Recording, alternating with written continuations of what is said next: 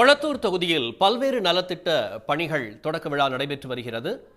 முதலமைச்சர் மு.க.ஸ்டாலின் அது தொடர்பான பணிகளை அங்கு பார்வையிட்டு வருகிறார். இந்து சமய அறநிலைத்துறை சார்பில் மூத்த குடிமக்களுக்கான வீடுகள் கட்டக்கூடிய நிகழ்வுகளும் அங்கே அரங்கேற தொடங்கியுள்ளன. அது தொடர்பான விவரங்களை நம்மோடு பகிர்வதற்காக செய்தியாளர் அன்புச்செல்வன் இணைகிறார். அன்புச்செல்வன், இது தொடர்பான மேலதிக விவரங்களை நீங்க பதிவு செய்யலாம்.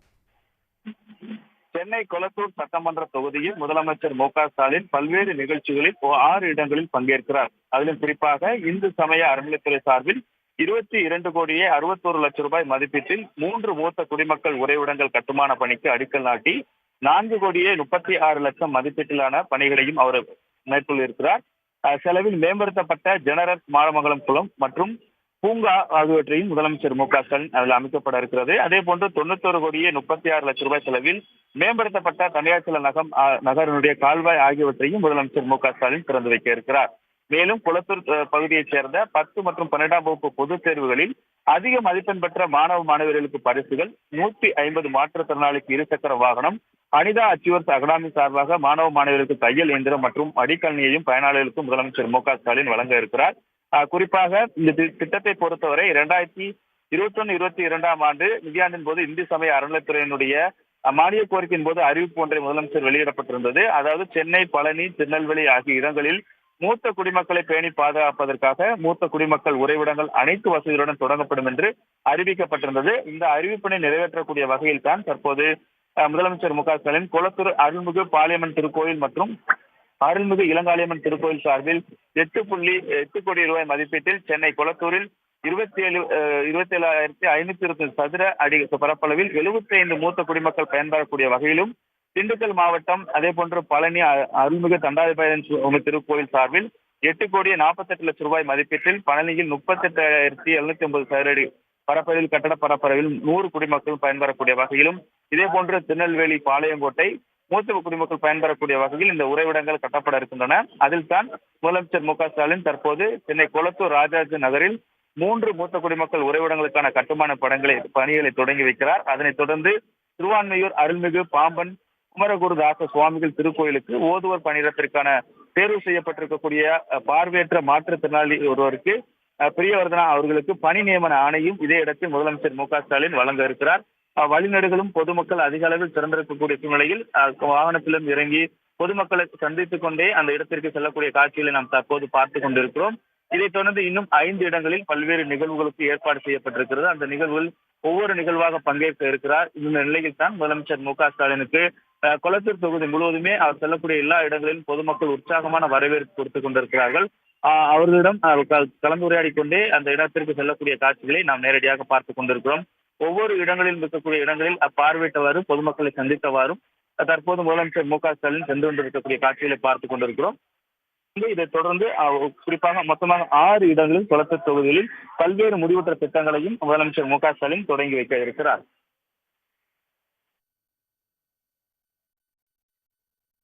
அன்புச்செல்வன், இந்த நிகழ்வை பொறுத்த வரைக்கும் மூத்த குடிமக்கள் உறைவிடத்திற்கு எந்த அளவிற்கு அங்க இருக்கக்கூடிய மக்களிடம் வரவேற்பு இருக்கு அன்புச்செல்வன்? குறிப்பாக மூத்த குடிமக்களுக்கான அது கட்டத்தரப்படும் என்ற அறிவிப்பு வந்தது ஒரு சென்னைக்கான நிகழ்வாக இல்லாமல் தமிழகம் முழுவதுமே இது போன்று பல்வேறு இடங்களில் அந்த மூத்த குடிமக்கள் தங்குவதற்கு ஏற்பாடு செய்யப்படும் என அறிவிக்கப்பட்டிருந்தது. ஏனென்றால் பொதுவாக பல்வேறு பிரச்சனைகளை மூத்த குடிமக்கள் சந்தித்து வரக்கூடிய நிலையில் தான் அவர்களுக்கான ஒரு இடம் இருக்க வேண்டும். இதே போன்று பல்வேறு திட்டங்களும் செயல்படுத்தப்படுகிறது. நாம் இதற்கு முன்பாக சொல்ல போன்று தோழி விடுதி திட்டம் மிக முக்கியமாக பார்க்கப்படுகிறது. என்றால் வேலைக்கு செல்லக்கூடிய பெண்கள் நகர்ப்பகுதியில் தங்குவதற்கு வசதியாக அந்த தோழி திட்டம் செயல்படுத்தப்படுகிறது. இப்படியாகத்தான் மூத்த குடிமக்களுக்கு இந்து சமய அறநிலைத்துறை சார்பாக இந்த உறைவிடம் கட்டப்படுவது மிக முக்கியமாக பார்க்கப்படுகிறது. இதனைத் தொடர்ந்து 2வது நிகழ்வாகத்தான் ஜம்புலிங்கம் பிரதான சாலையில் அமைந்திருக்கக்கூடிய ஹரிசந்திரா விளையாட்டு மைதானத்தில் அனிதா அச்சீவர்ஸ் அகாடமி பயிரக்கூடிய மாணவிகள் 350 நபர்களுக்கு தையல் இயந்திரமும் 131 நபர்களுக்கு லேப்டாப் மற்றும் கொளத்தூர் சட்டமன்ற அலுவலகத்தில் அமைந்துள்ள கண் மருத்துவமனையில் சிகிச்சை பெற்ற 100 பேர்களுக்கு இலவச கண்ணாடி வழங்கக்கூடிய நிகழ்ச்சியும் இன்னும் அடுத்ததாக நடைபெற இருக்கிறது. 3வது நிகழ்வாக ஜிகேஎம் காலனி 24வது தெருவில் புனரமைக்கப்பட்டிருக்கக்கூடிய ஜெனரல் குமரமங்கலம் குளம் மற்றும் பூங்காவினையும் கூட முதலமைச்சர் மு.க.ஸ்டாலின் திறந்து வைக்கிறார். இதைத் தொடர்ந்து கொளத்தூர் சட்டமன்ற உறுப்பினர் அலுவலகத்தில் 10ஆம் வகுப்பு மற்றும் 12ஆம் வகுப்பு பொதுத் தேர்வில் அதிக மதிப்பெண் பெற்ற 318 மாணவ மாணவிகளுக்கு நலத்திட்ட உதவிகளையும் முதலமைச்சர் மு க ஸ்டாலின் இதை தொடர்ந்து வழங்க இருக்கிறார். மேலும் பெரியார் நகர் மெட்ரிகுலேஷன் பள்ளி விளையாட்டு மைதானத்தில் 150 மாற்றுத்திறனாளிகளுக்கு 3 சக்கர வாகனம் வழங்கக்கூடிய நிகழ்ச்சியும் நடைபெற இருக்கிறது.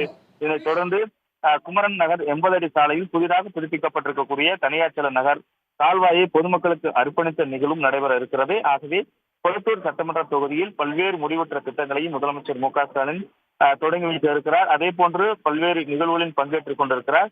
வழிநெடுகளும் பொதுமக்கள் உற்சாகமான வரவேற்பை முதலமைச்சர் மு க ஸ்டாலினுக்கு வழங்கிக் கொண்டிருக்கிறார்கள்.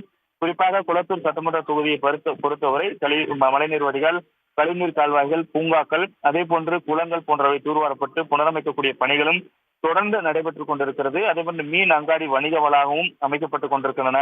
அதை காட்சிப்படுத்தக்கூடிய விதமாக கூட வழிநெடுக்கக்கூடிய இருக்கக்கூடிய ஒரு பகுதியில் ஒரு அரங்கம் அமைக்கப்பட்டிருக்கிறது. அங்க மீன் அங்காடி இருக்கக்கூடிய அந்த எவ்வாறு அமைய இருக்கிறதோ அங்கு வைக்கக்கூடிய மீன்களை, வண்ண மீன்கள் அனைத்தும் காட்சிப்படுத்தப்பட்டிருக்கின்றன. அதை பொதுமக்கள் ரசிக்கக்கூடியதையும் நாம் இங்கு பார்த்துக் கொண்டிருக்கிறோம். இவ்வாறாக கொளத்தூர் தொகுதியில் முதலமைச்சர் பல்வேறு நிகழ்ச்சிகளில் கலந்து கொள்ள இருக்கிறார். அதில் முதலாவது நிகழ்ச்சியில் தற்போது முதலமைச்சர் மு க ஸ்டாலின் பங்கேற்றிருக்கிறார். அன்புச்செல்வன், தகவல்களுக்கு நன்றி.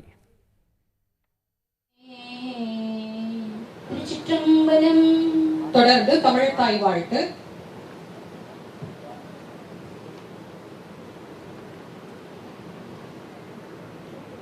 நீராலும் கடலுடுத்த நிலமடந்த எழிலொழுகும் சீராலும் வரதமென திகழ்வரத கண்டமென தெக்கணமும் அதிசிறந்த திராவிடனல் திருநாடும் தக்க சிறு பிறை நுதரும் தரிக்கலரும் திலகமுமே அத்திலக வாசனை போல் அனைத்துலகும் இன்பமுற எத்திசையும் புகழ் மணக்க இருந்த பெரும் தமிழனங்கே தமிழனங்கே உன் சீரிழமை திறம்பியந்து செயல்முறந்து வாழ்த்ததுமே வாழ்த்ததுமே வாழ்த்ததுமே.